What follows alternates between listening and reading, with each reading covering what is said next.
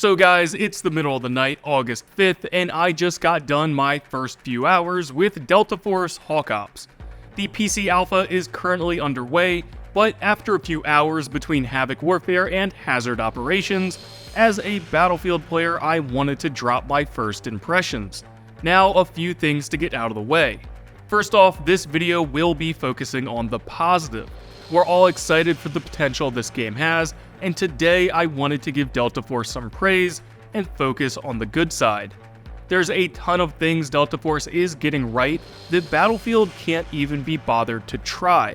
And speaking of Battlefield, for better or worse, this game is a Battlefield copy. Art direction, menus, operators, and even the tutorial videos are often 100% rip-offs of Battlefield and sometimes COD.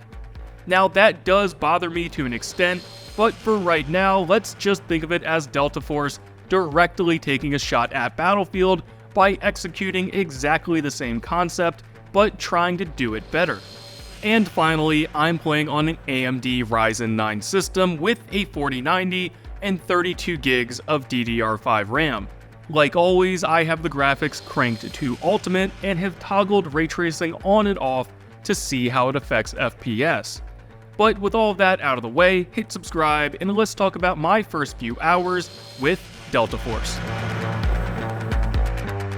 Right off the bat, Delta Force is a pretty good looking game. Being an alpha, there are some rough edges, and connection issues have been making the player models rather jittery, but in general, the environments, operators, and especially the weapons range from incredible to acceptable at worst, at least on a high-end machine.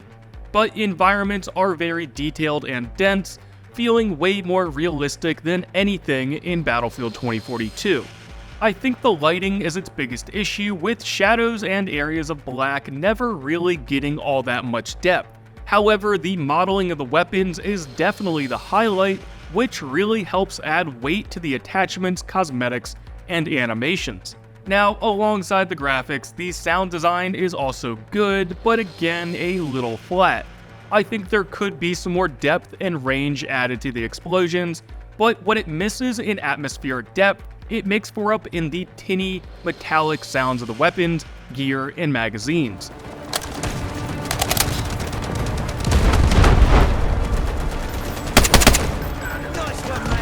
Artillery ready for barrage.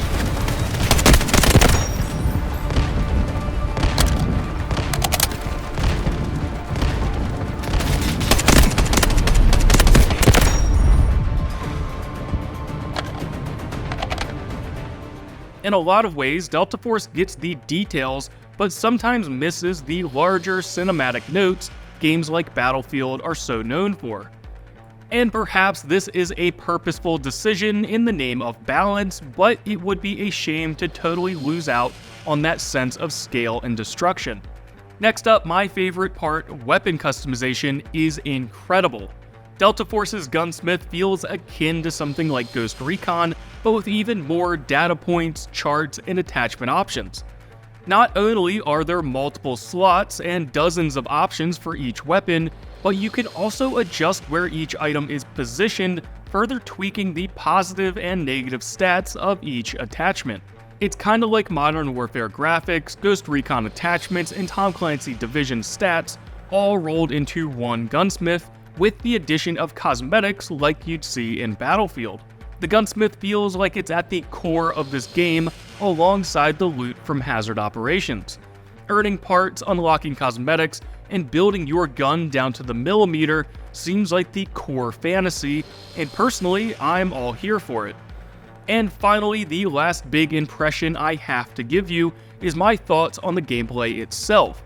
And honestly, Hazard Ops and Havoc Warfare didn't feel like anything we haven't seen before. Havoc Warfare feels almost identical to any large-scale Battlefield mode with 64 players, and Hazard Ops has its own quirks, but looks and feels akin to something like Gray Zone or any other number of extraction shooters, perhaps with a longer TTK. Delta Force Hawk Ops isn't here to reinvent the genre, but rather improve and combine all its parts. Gun mechanics feel great with semi-auto rifles packing a punch, Spawning on teammates or extracting from a territory is identical to games that have come before it, and overall the game seems to do exactly what you'd expect. Solid gameplay on reasonable if unimaginative maps, but with a larger loop of deep customization, extracted loot, and eventually a ranked mode. Delta Force is off to the races with an alpha that hit the ground running that had very little in the way of server or game instability, and a sneak peek at a world of possibilities.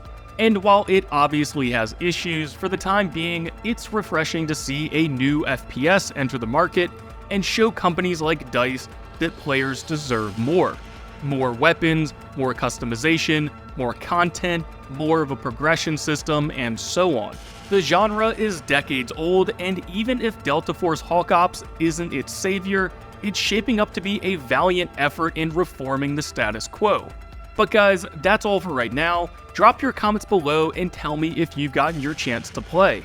I'll definitely have to follow this video up with some of my critiques, but for now, stay tuned and subscribe for all things Battlefield and Delta Force, and as always, thank you guys for watching.